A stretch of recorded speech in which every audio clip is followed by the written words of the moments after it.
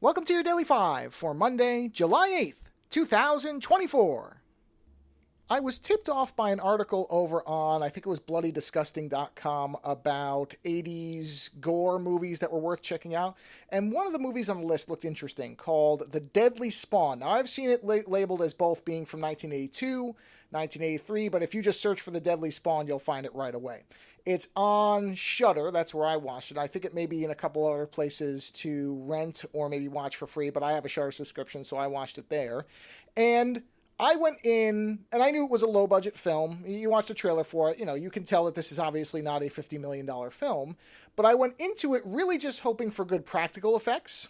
And to be honest, I got not only that, but it's also a better than you would expect made movie for what it is. It's a very limited scope film. It really takes place more or less in two houses. And apparently one of the houses is the very well-known artist Tim Hildebrandt. That's where they shot one. Well, I don't know which house it was, but one of them is his house or was his house, which is very, very interesting. But, I mean, not that there's any indication of that, but it's just kind of a fun fact. And the movie itself is a relatively simple story. It's kind of a mix of The Blob and Little Shop of Horrors, where somewhat, in terms of what the monster looks like, where a meteorite crashes to Earth and alien creatures emerge and begin to terrorize people in a small town, really in two houses for the most part. And in that limited and simple scope, I think that benefits the movie because it doesn't have to spend a lot of money. It's basically in two locations, except for some outside scenes, but very, very few. And the real showcase, at least in my opinion, there's two of them. One is the monster itself, which there were actually effects in there that were really impressive that I had to read because I couldn't figure out how they did it. The main monster itself is it's a built, probably, I think it's foam and latex monster. That one is easier to figure out. You can kind of work out the mechanics of it. But there's some early scenes with these small tadpole-like creatures, and I didn't know how they were doing the movement because they looked alive. They looked really, really good. Now, I'm not going to spoil what it is. I'll talk about it on Friday, but I'm not going to spoil it here. But watch the movie and see if you can figure it out. There is information on it. You can find it. But I would say go in not knowing and see if it looks like something you can figure out. Now, maybe if you do effects or anything, you made your own movies or anything like that, you can probably work out a way. I couldn't at first. I couldn't work it out. I couldn't figure out how these people did it. It looks really good, and the main monster looks great.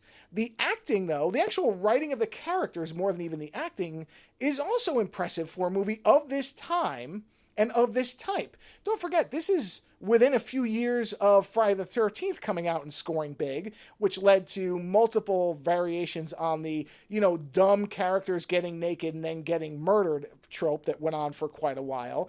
And this movie really doesn't indulge in that for what I was sure that's where it was going more or less, but it really doesn't. The characters in many cases speak with a really organic, natural-sounding way of dealing with each other. They're not stupid. In fact, the main characters, the main kids, unlike a lot of films, are very, very cunning and clever and are trying to work out what's going on and applying the scientific method. The scientific method is almost a character in this movie, which by itself is remarkable.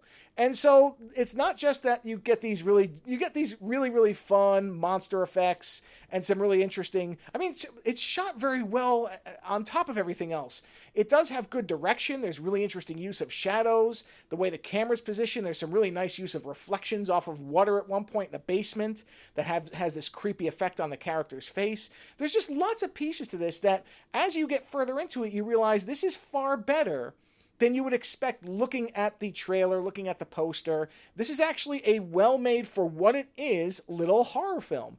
And so there's a sequel to it called Metamorphosis, the Alien Factor, I think, which I know I'd seen the poster for. It's a really nice poster for the actual film. Never had any interest, but based on this, I now want to watch that movie. I want to see it because apparently that one has more money behind it, and I'd be interested in what was done when there was more of a budget. But for what this is, even if the sequel is no good, which it might not be, I don't know, I haven't read any real reviews or anything on it.